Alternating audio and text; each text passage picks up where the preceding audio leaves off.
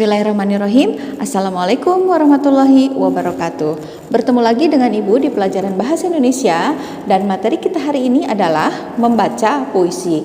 Kalau sebelumnya materi kita adalah menulis puisi, nah dalam pelajaran kita hari ini adalah membacakan puisi tersebut.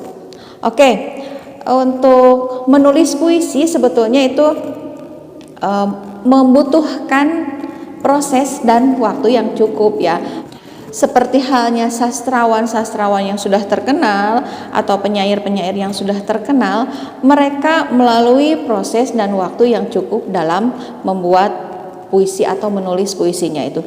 Memang mereka tidak serta-merta menjadi penulis yang handal, tidak serta-merta tulisannya itu atau puisinya itu bagus. Mereka melewati semua proses itu, dan mungkin diantaranya seperti halnya sastrawan Bapak Hairil Anwar atau Bapak W.S. Rendra, Bapak Sapardi Djoko Damono. Nah itu mungkin mereka melewati penolakan-penolakan dari media massa, misalnya ketika akan menerbitkan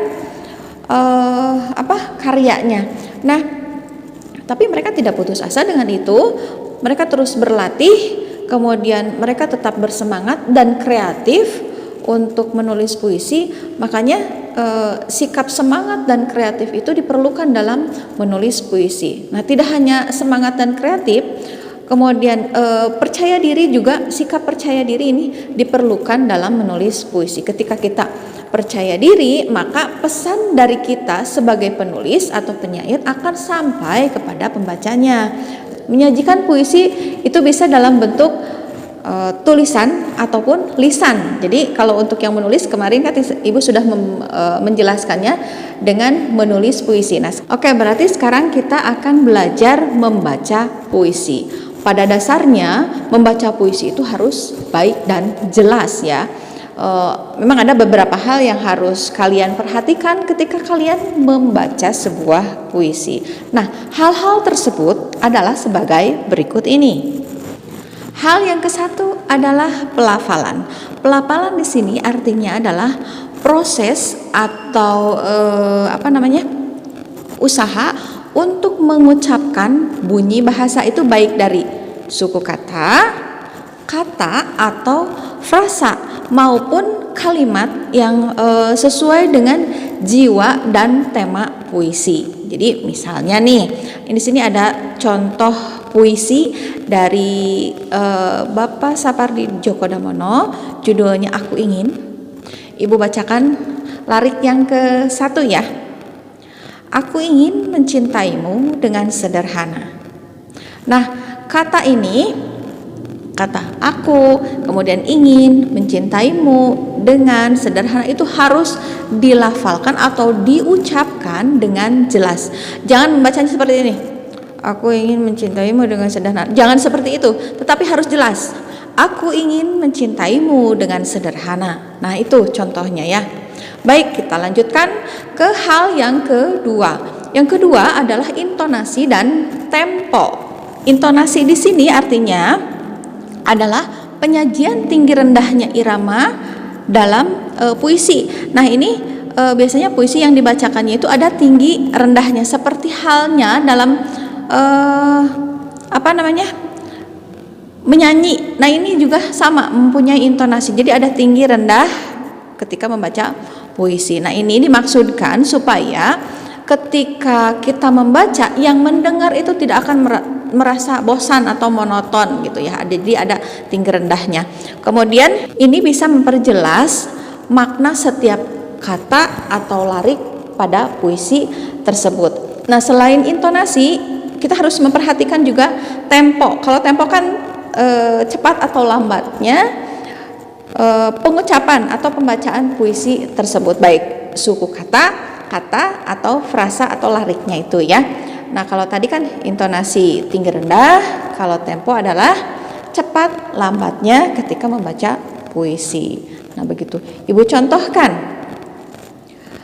Aku ingin mencintaimu dengan sederhana, dengan kata yang tak sempat diucapkan kayu kepada api yang menjadikannya abu.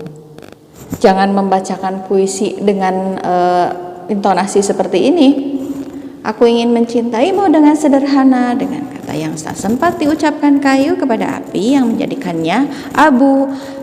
Jangan seperti itu, dan jangan pula tidak ada nadanya, jadi tidak ada intonasi dan temponya. Jadi kita harus belajar menggunakan intonasi dan tempo yang tepat untuk puisi ini ya. Hal yang ketiga adalah sikap. Sikap kita dalam membaca puisi ini jelas. Kalau misalnya kalian mengikuti lomba puisi, ini akan dilihat atau dinilai dari penguasaan materinya. Ketika sikap kita sudah biasanya kalau yang tidak hafal itu mata kemana-mana gitu ya.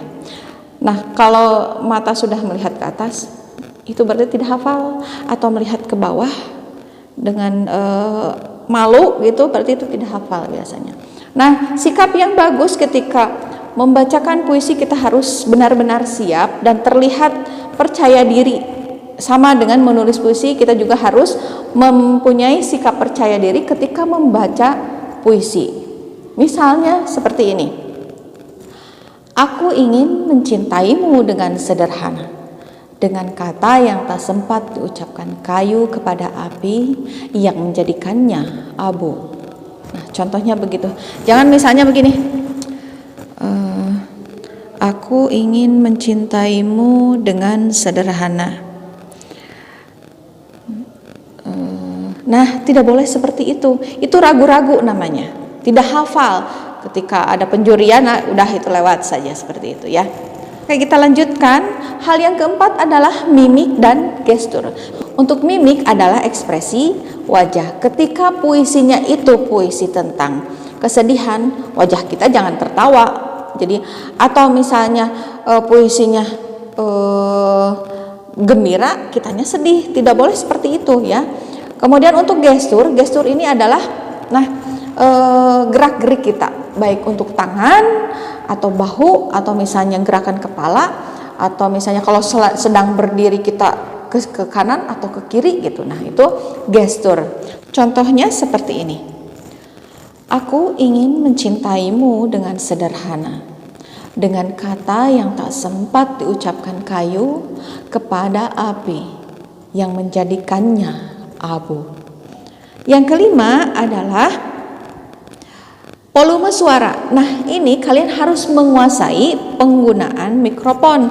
Jadi ini untuk mengatur supaya pelan atau kerasnya suara kalian. Jadi nanti supaya tidak menjadi sumbang terdengarnya oleh si pendengar gitu ya, ketika kita membacakan puisinya itu. Jadi misalnya, aku ingin mencintaimu dengan sederhana. Segitu saja sudah cukup gitu ya. Jadi ketika pakai mikrofon itu tidak terlalu dekat juga gitu. Hal yang harus diperhatikan berikutnya adalah yang keenam atau yang terakhir ini adalah kelancaran dan kecepatan. Nah, kelancaran dan kecepatan di sini ini sangat berpengaruh juga dalam membaca puisi ya. Jadi kalau kita terlalu cepat membaca puisi, pendengar tidak akan menangkap makna puisi tersebut. Kemudian kalau terlalu lambat, si pendengar akan merasa jenuh atau monoton atau apa sih, lama banget baca puisinya. Nah, jangan sampai si pendengar merasakan hal seperti itu.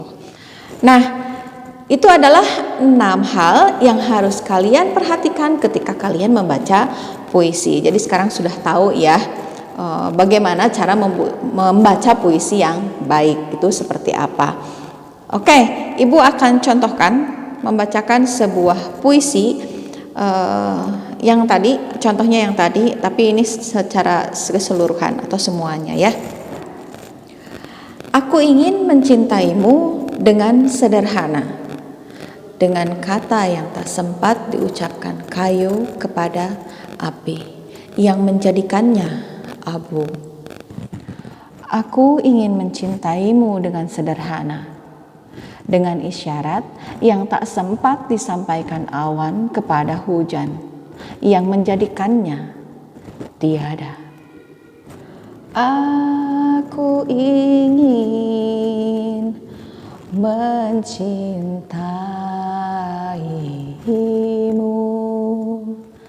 dengan sederhana,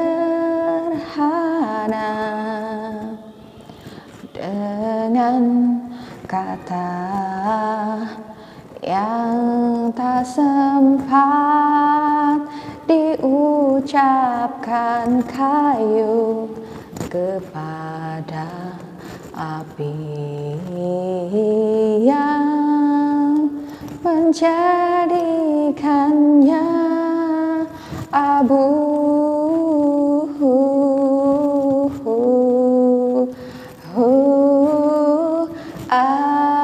Aku ingin mencintaimu dengan sederhana, dengan isyarat yang tak sempat disampaikan awan kepada hujan yang menjadikannya tiada. Aku ingin mencintaimu dengan sederhana.